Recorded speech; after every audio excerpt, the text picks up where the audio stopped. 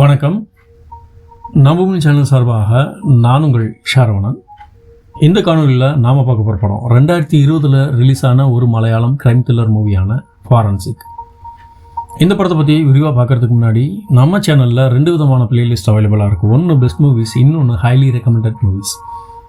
இந்த இரண்டுலையுமே அந்த காலகட்டத்தில் மக்களால் அதிகம் பார்க்கப்பட்ட நல்ல கதைக்களம் கொண்ட படங்களோட லிஸ்ட்டும் ஹைலி ரெக்கமெண்டடான டாப் ரேட்டிங் மூவிஸோட லிஸ்ட்டும் அவைலபிளாக இருக்குது.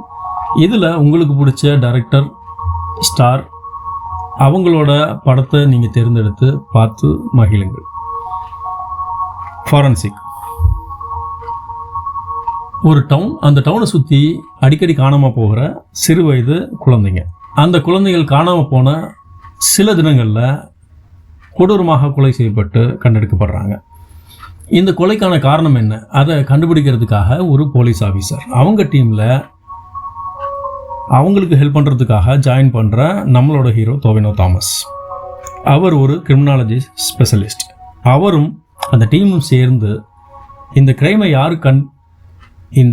யார் பண்ணது, அவங்களோட மோட்டிவ் என்ன அப்படின்னு அவங்க அந்த கிரைம் நடந்த இடத்துல இருந்து கிடைக்கிற சிறு சிறு தகவல்களை, சிறு சிறு எவிடன்ஸை வச்சு எப்படி கண்டுபிடிச்சாங்க அப்படின்றது தான் இந்த ஃபாரன்சிக் மூவியில் விரிவாக எடுத்து சொல்லியிருக்காங்க.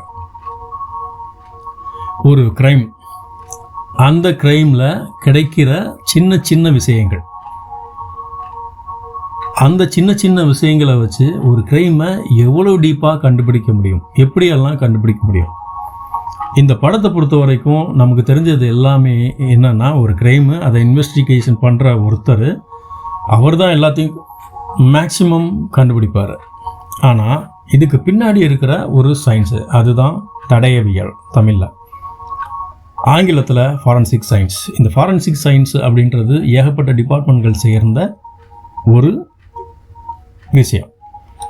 அந்த விஷயத்துக்குள்ளே கிடைக்கிற சின்ன விஷயங்களை வச்சு எப்படியெல்லாம் கண்டுபிடிக்கிறாங்க, அந்த கண்டுபிடிப்புகள் மூலமாக யார் குற்றவாளி அப்படின்றது எப்படி தெரிய வருது அப்படின்றத இந்த படத்தில் மட்டும்தான், இந்த படத்தில் மேக்சிமம் ஃபாரன்சிக்கை பற்றி முழுசாக விவரித்து சொல்லியிருக்காங்க. இந்த படத்தோட மிகப்பெரிய ப்ளஸ் அப்படின்னா கதைக்களம். ரெண்டாவது டொவினோ தாமஸும் மம்தா மோகன்தாஸ் அவர்களும். மூன்றாவது இந்த படத்தோட டைரக்டர் அகில் பால் அனஸ்கா.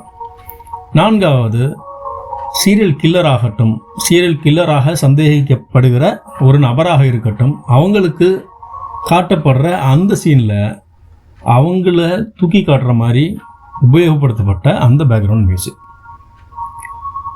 இது எல்லாமே படத்தை அடுத்த லெவலுக்கு எடுத்துகிட்டு போகுது. இதில் எனக்கு ரொம்ப பிடிச்ச சீன் அப்படின்னா, ஒரு கட்டத்தில் யார் அப்படின்னு இது பண்ணும்போது அந்த இடத்துல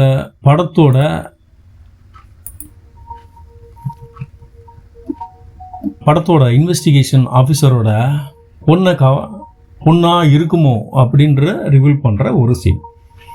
அந்த சீனில் அந்த பெண்ணுக்குன்னு ஒரு பேக்ரவுண்ட் மியூசிக் கொடுக்கப்படுது. சீரியல் கில்லருக்கு என்ன கொடுக்கப்படுதோ அதே பேக்ரவுண்ட் மியூசிக் அவங்களுக்கும் கொடுக்கப்படுது இன்டர்வல் சீனில். இந்த சீன் தான் செகண்ட் ஹாஃபை அடுத்த லெவலுக்கு எடுத்துகிட்டு போகுது. எனக்கு பிடிச்ச சீனில் அதுவும் ஒன்று. இந்த மாதிரி இந்த படத்தில் ஏகப்பட்ட சீன்ஸ் இருக்குது. இந்த படம் ஓடிடியில் இப்போயும் அவைலபிளாக இருக்குது, தமிழ் டப்பிங்கோட. பார்த்து என்ஜாய் பண்ணுங்கள். இந்த படம் மாதிரியே சுவாரஸ்யமான பல படங்களோட நான் உங்களை சந்திக்கிறேன். உங்களோட சப்போர்ட் நம்ம சேனலுக்கு ரொம்ப ரொம்ப முக்கியன்றதை மறந்துடாதீங்க. உங்கள் சப்போர்ட்டை கமெண்டாகவோ, சப்ஸ்கிரைபாகவோ, லைக்காகவோ நீங்கள் கொடுக்கணும் அப்படின்றத தாழ்மையோடு கேட்டுக்கிட்டு அடுத்த வீடியோவில் நான் உங்களை சந்திக்கிறேன். நன்றி. ஜெய் ஹிந்த்.